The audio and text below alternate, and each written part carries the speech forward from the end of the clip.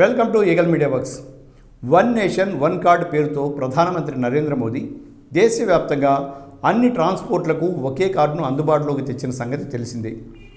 భారతదేశపు తొలి national common mobility card ఇది.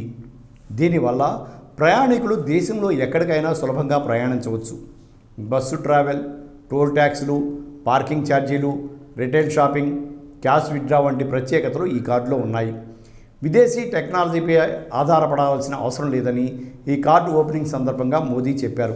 ఇది మేడ్ ఇన్ ఇండియా కార్డ్ అని, ప్రపంచంలోని కొద్ది దేశాలు మాత్రమే ఈ సాంకేతికతను వాడుతున్నట్లు మోదీ వెల్లడించారు.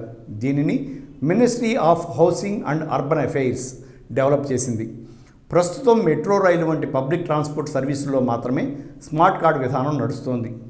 వన్ నేషన్ వన్ కార్డ్ ఉపయోగాలు ఏంటంటే, డెబిట్, క్రెడిట్ లేదా ప్రీపెయిడ్ కార్డు రూపంలో బ్యాంకులు ఈ కార్డును జారీ చేస్తాయి. రూపే డెబిట్ క్రెడిట్ కార్డు మాదిరే ఉంటుంది. 25కు పైగా బ్యాంకుల్లో ఈ కార్డులు పొందవచ్చు.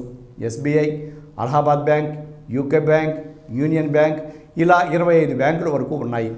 Metro, bus, railways, retail shopping వంటి వాటికి ఈ కార్డు ద్వారా చెల్లింపులు జరిపే అవకాశం ఉంటుంది. టోల్ ప్లాజాల బిల్లులు, పార్కింగ్ ఛార్జీలు కూడా ఈ కార్డు ద్వారా చెల్లించుకోవచ్చు. కార్డు ద్వారా చెల్లింపులతో క్యాష్ బ్యాక్ కూడా పొందే ఏర్పాటు ఉంది. విదేశాల్లో ఏటీఎం ద్వారా క్యాష్ విత్డ్రా చేసుకుంటే 5% క్యాష్ బ్యాక్ వస్తుంది. మర్చెంట్ అవుట్లెట్లో చెల్లింపులపై 10% క్యాష్ బ్యాక్ వస్తుంది. స్వాగత్, స్వీకార్ వంటి వాటిని కూడా ఈ కార్డు సపోర్ట్ చేస్తుంది.